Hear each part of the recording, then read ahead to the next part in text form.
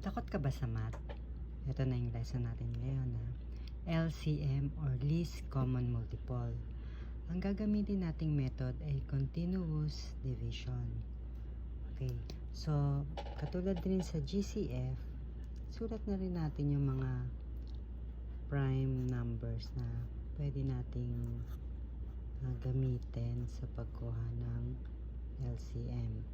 2, 3, 5, 7, and 11. Okay? So, try natin yung number 1. Okay. So, 8 and 12. So, anong pwede natin unang gamitin dyan? Siyempre, pinakababa ay 2. So, 8 divided by 2 is 4. 12 divided by 2 is 6. Okay? So, divide pa. 4 divided by 2 is 2. 6 divided by 2 is 3. Okay? So, pagdalawahan lang, pag prime numbers na yung mga number natin, pwede mo na yung i-multiply lahat.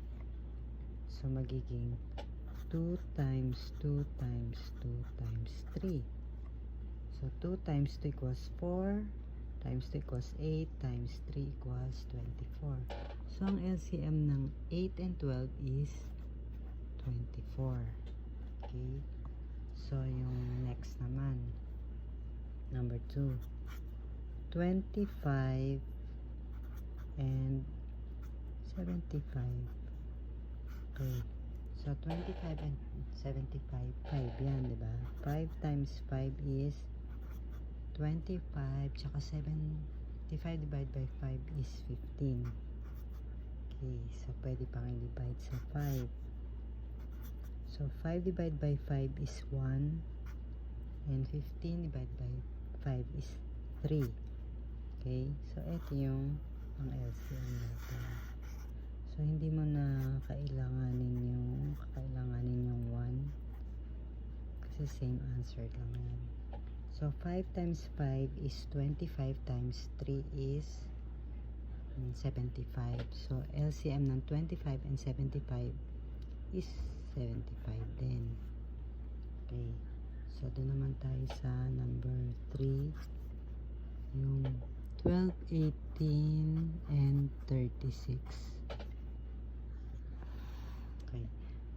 Kaya, pagtatluhan naman, iba naman ang style natin dyan. Pero mag-start pa rin tayo sa prime number, syempre. So, 2. 12 divided by 2 is 6. 18 divided by 2 is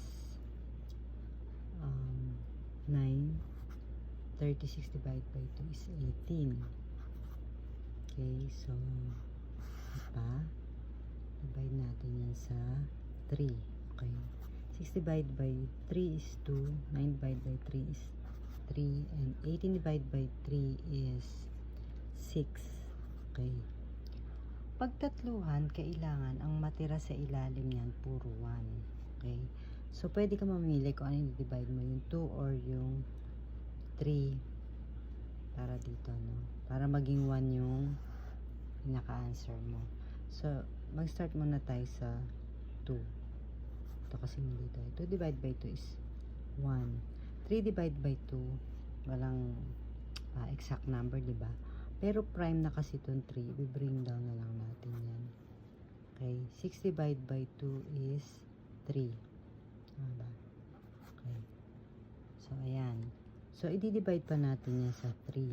Kailangan kasi 1 yung sagot dito eh. So, bring down na lang yan. 3 divided by 3 is 1. 3 divided by 3 is 1.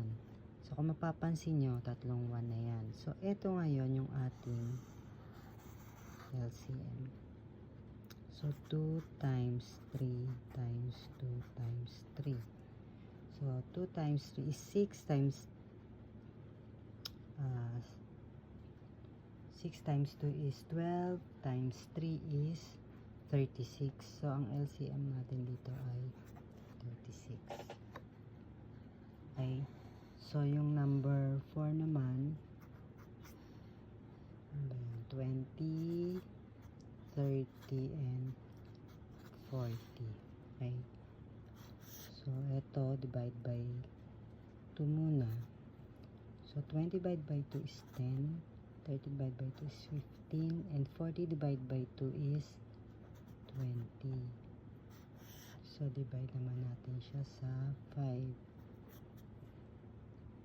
Diba? Tama ba? 10 divided by 5 is 2. 15 divided by 5 is 3. And 20 divided by 5 is 4. Okay.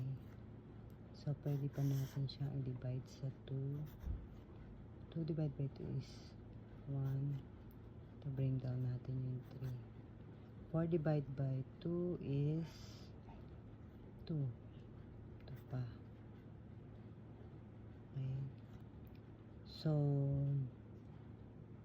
wala na. Pwede naman pwede na yan, pero sabi nga natin, kailangan 1, 1, 1. So, bring down natin to. Divide muna natin sa 3 para maging 1 yan. Ito 2. Tapos, isa pa. 2 divide by 2 para maging tatlong 1. So, magiging ano natin ay 2 times 5 times 2 times 3 times 2. So, 2 times 5 is 10. Times 2 equals 20. Times 3 equals 60. Times 2 is 120. So, 120. 120 ang LCM ng 20, 30, and 40. So, try mo namang isolve tong 24 and 48, tsaka 15, 45, and 30. Comment mo na lang yung sagot mo dun sa comment section natin. So, simple lang, di ba? Hindi naman siya nakakatakot, kaya huwag ka na mag-alala.